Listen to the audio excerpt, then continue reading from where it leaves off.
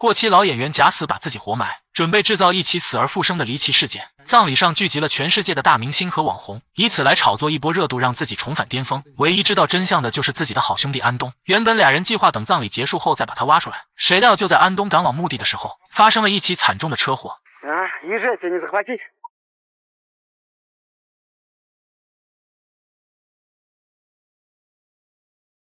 尼克本是俄罗斯一名家喻户晓的影视明星，多年以来积累了无数的粉丝。可随着自己的名气不断变大，尼克就开始在片场耍大牌，时常躲在汽车里和女演员斗地主。稍微有点危险动作的戏，他都会选择让替身完成。和他合作过的女演员无一幸免，都被他骚扰过，就连他的美女经纪人也不放过。可他竟然觉得这是理所当然的。妻子早就受够了他的风流，一气之下选择了和他离婚。然而花无百日红，这天尼克骚扰女演员的事情被爆了出来。他本想让好兄弟安东帮忙把舆论压一压，可安东告诉他事情已经闹大了，必须当众和女演员道歉。尼克仗着自己的明星身份，不但不道歉，反而当场就和好兄弟翻了脸。殊不知自己的举动都被现场的吃瓜群众拍了下来。很快这件事就在网络上持续发酵，尼克也是头一次彻底的翻车，无数粉丝倒戈站在了女演员的那一方，不仅让尼克瞬间脱粉几千万，而且让他深陷舆论漩涡，失去了拍戏的工作。所有的亲朋好友也都对他敬而远之，每天他都靠酒精麻醉自己，唯独经纪人愿意收留他，把他接到了自己的家中暂住。可尼克知道自己不能这样颓废下去，经过再三的思索，尼克最终还是厚着脸皮找到了好兄弟安东。他希望安东大人不计小人过，帮自己度过这个难关。毕竟他现在还年轻，要长相有身材，要演技有长相的，将来还有很长的路要走。安东看他如此可怜，于是就帮忙出了一个鬼点子。虽然这个想法有些不太成熟，不过这也是目前最好的办法了。这个计划很简单，那就是让尼克假死，制造一起起死回生的离奇事件，以此来炒作，让他成为新闻的焦点，重新挽回自己的市场。只有这样才能让观众忘掉他过去的黑料，毕竟他们也不会去黑一个死而复生的人。尼克听完顿时就兴奋起来。首先他们必须全网发讣告，让大量的明星网红都来参加葬礼，一定要在全国最豪华的公墓举行葬礼。等葬礼的热度上升之后，第二天由安东负责把他从墓地再挖出来。这样一个逆天的炒作，必定会让尼克成为全俄罗斯最热的明星。俩人迫不及待就来到了棺材铺，为尼克挑选了一处上等的好棺材。随后安东又找到医院的好友，弄来一支镇定剂，只要一针下去，尼克就会安静地躺上几个小时，表面上看就如同死人一样，一般人根本不会发现端倪。Сегодня я заявил. Так, телефон дай.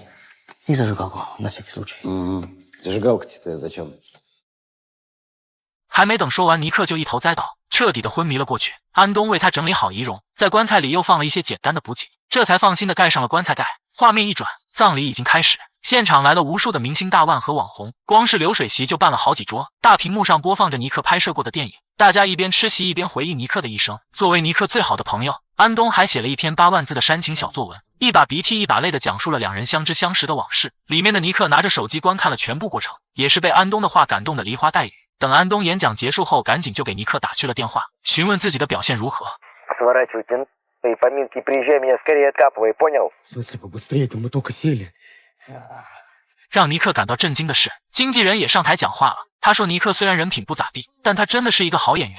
最重要的是他已经怀上了尼克的孩子。现在虽然尼克已经死了，不过他还是决定把孩子生下来。尼克听完顿时就感动完了，万万没想到最爱自己的女人竟然是他。所有的明星网红都在发视频悼念他，葬礼的热度很快就登上了头条。之前骂过他的人现在也都后悔了，纷纷站出来表达他们对尼克的怀念，这让躺在棺材里的尼克感到非常开心。他打开棺材里的星空饼，喝着二锅头，放着音乐嗨了起来。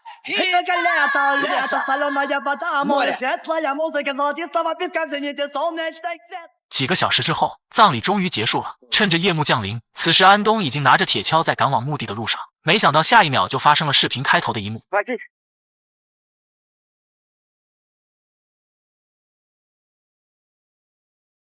这可把尼克吓坏了。安东可是唯一知道内幕的人，没有了安东他可怎么出去？他赶忙给所有的好友发信息求援，可所有人都觉得尼克就是一个骗子，不但不相信他的话，反而直接把他拉黑了。毕竟全网都在报道尼克葬礼的消息，原本他还打算报警，但如果一旦让警察知道自己是假死，那么自己将彻底的成为众矢之的，再也没有了翻身之日。所幸他还记得前妻的电话，他假惺惺的和前妻忏悔，希望前妻不要计较过往，能够在危急时刻伸出援手，救自己于水火之中。前妻虽然没有怀疑真假，但人家压根就不想搭理他，随后便直接把他的电话也拉黑了。此时他又想到了经纪人，于是立马给他拨打了过去。可经纪人接到电话后还以为这是一个骗子，于是也果断的关掉了电话。为了证明自己说的是真的，尼克只能又给经纪人打去了视频。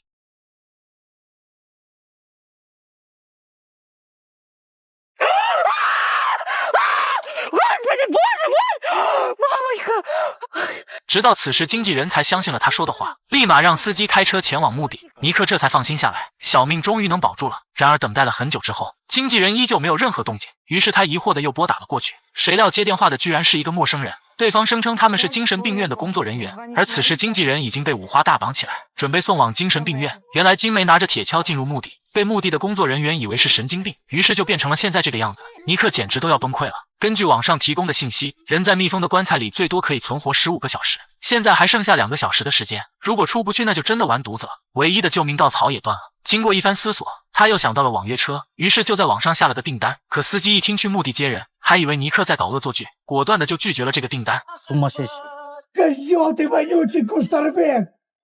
现在时间剩下了1个小时，他突然又想到了电视台，这样的新闻事件肯定是电视台喜欢的，于是又赶紧拨通了电视台的电话。为了证明自己说的是真实的，他还主动拍摄了一段视频。然而电视台的人还是不相信，毕竟所有的新闻都在报道尼克的死讯，这种连换脸的小把戏他们还是很了解的。记者甚至还亲手弄了一段换脸的视频给他发过来嘲讽。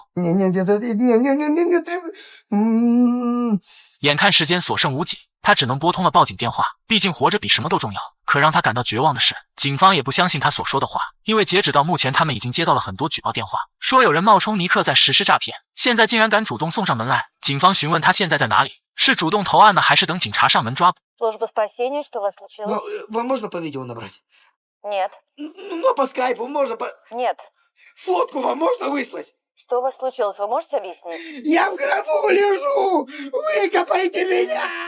此时手机的电量也即将耗尽，尼克彻底的陷入了绝望。他想尝试用身体顶开棺材，但这个棺材像是焊死了一样纹丝不动。经过一番努力，尼克最终还是放弃了挣扎。他知道自己的命数已定，于是趁着手机还有1格电量，打开相机，录下了自己死前最想说的话，希望若干年后有人能看到自己的遗言。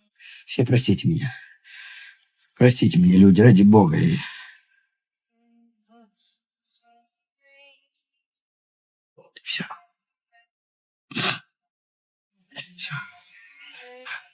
等尼克再次醒来，发现眼前竟然出现了车祸受伤的安东。Привет.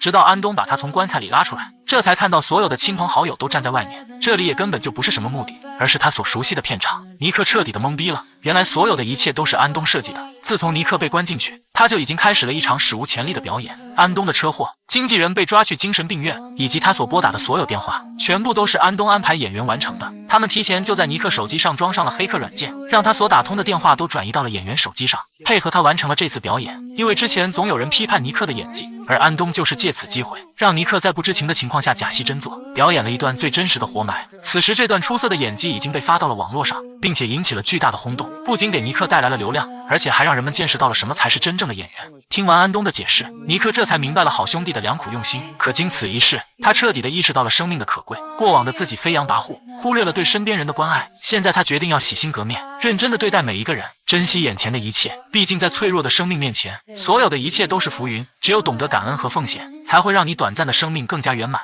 Сука!